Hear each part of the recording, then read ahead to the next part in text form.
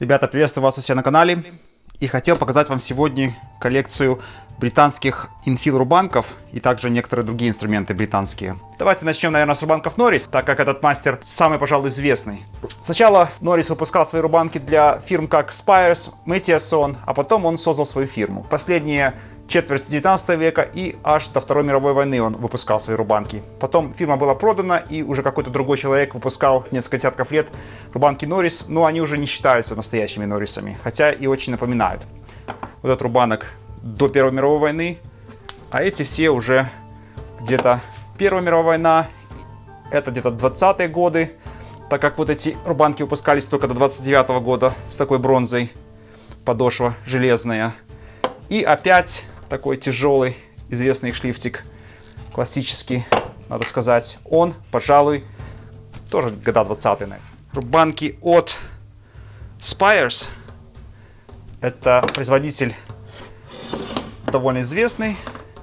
Тоже он выпускал свои рубанки в конце 19 века и до 30-х годов 20 века. Некоторые считают вот эту форму самой красивой из инфил-рубанков. Посмотрите, какая у нее тут все такое закругленное. Этот рубанок не сильно старый, где-то 30-е годы. То есть один из последних.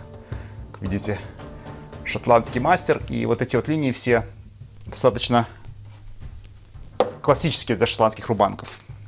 Сейчас покажу вам еще Spires. Такой вот рубанок Spires, тоже инфил. Обратите внимание, какой маленький ротик.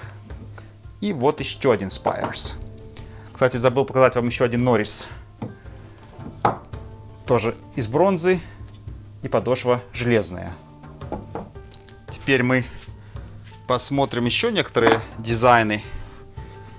Это рубанки Генри Слейтер. Он тоже был в свое время очень известным. Вот это было тоже Слейтер, но он делал для Gardner этот рубанок. То есть, что он усовершенствовал, это то, что вот эта вся подошва делалась из одного куска металла, так как не было здесь вот соединена пластина на ласточкин хвост, как, скажем, у Норриса вот здесь. Это более старая технология, потому что не было таких технологий хороших, чтобы можно было взять просто и очень ровно так вот сделать. Было проще стальную пластину на ласточкин хвост поставить вот таким образом. Так вот, Слейтер первый начал делать такие. То есть более современный, что ли, дизайн такой. Также маленький его bullnose Генри Слейтер. И также заслуживает внимания вот этот рубанок. Я его уже показывал до этого. Сделан он Джаном Холланд. Это более старый производитель. 60-е, 90-е годы 19 века.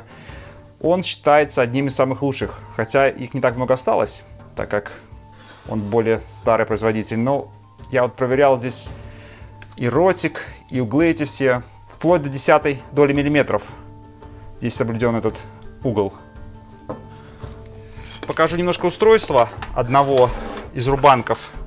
Просто так, для наглядности. Ну, давайте возьмем, скажем, Norris опять. Самая такая, пожалуй, классика, что ли, Норриса. Он более тяжелый. Примерно 7,5 дюймов подошва. Закругленная вот такая. Достаточно много здесь палисандра. Я вам покажу сейчас его устройство. Очень толстая железка из трушкокол. Это было типично для инфил-рубанков того времени. Прижимная пластина и механизм. Это вот их более последний. Каждый из них имеет небольшое отличие, но это уже не суть важно. Когда мы двигаем таким образом, мы немножко изменяем угол железка. И когда крутим, соответственно, меняем выброс. Рубанки Norris были изготовлены очень точно. Обычно ротик достаточно маленький у них, так как работали такими рубанками обычно краснодеревчики на твердой древесине. Угол постановки железка у них обычно между 45 и 50. 48, вот так вот, некоторые 50. Опять же, они были больше заточены для работы с жесткой древесиной. Часто на таких рубанках инициалы встречаются мастера. Вот здесь JWB. Иногда даже целое имя. Например, здесь какой-то Иван Дэвис. Допустим, такие вот разметочные инструменты. Этот от Marples, а этот от По-моему, Sergeant. Этот может размечать сразу и на паз, и на шип. Одна игла, две иглы. Также у меня есть несколько таких вот интересных инструментов комбинированных. Смотрите. Это и малка, и уровень. Там Marples. 19 век. Этот Fisher. Патент 1868 года. Тут у нас тоже имеется и уровень сразу. И малка. И градусы показывает. И линейка. Сразу много всего.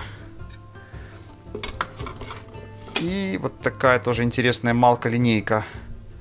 Причем, что здесь интересно, что мера здесь какая-то необычная. Это и не сантиметры, и не дюймы. То есть я приложу линейку, сейчас увидите.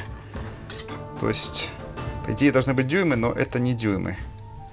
Вот он немножко меньше, чем 1 дюйм. Некоторые британские уровни, в общем-то, они достаточно распознаваемы, потому что вот такие закругления идут.